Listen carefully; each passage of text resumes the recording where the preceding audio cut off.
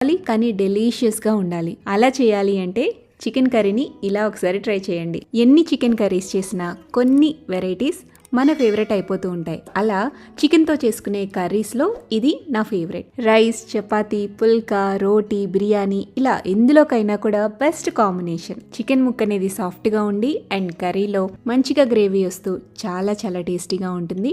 డెఫినెట్గా మీరు కూడా ఈ చికెన్ కర్రీని ఇంట్లో ట్రై చేయండి. కేజీ చికెన్కి సరిపోయే విధంగా ఇంగ్రీడియంట్స్ అన్నీ కూడా చెప్తున్నాను. అసలు మిస్ కాకుండా అన్నిటిని కూడా ఫాలో అవుతూ ఇంట్లో రెసిపీని ట్రై చేసేయండి. మరి ఇక లేట్ చేయకుండా సూపర్ టేస్టీగా ఉండే ఎవర్ ఫేవరెట్ చికెన్ కర్రీ ఎలా చేసుకోవాలో చూసేద్దాం. ఫస్ట్ ఈ రెసిపీ కోసం కేజీ చికెన్ దాకా తీసుకుని శుభ్రంగా క్లీన్ చేసేసుకోండి.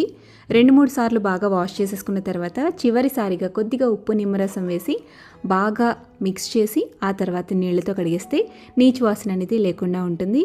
ఇలా క్లీన్ చేసుకున్న కేజీ చికెన్లోకి ఇప్పుడు 1/2 టీ స్పూన్ దాకా పసుపు వేసుకోవాలి.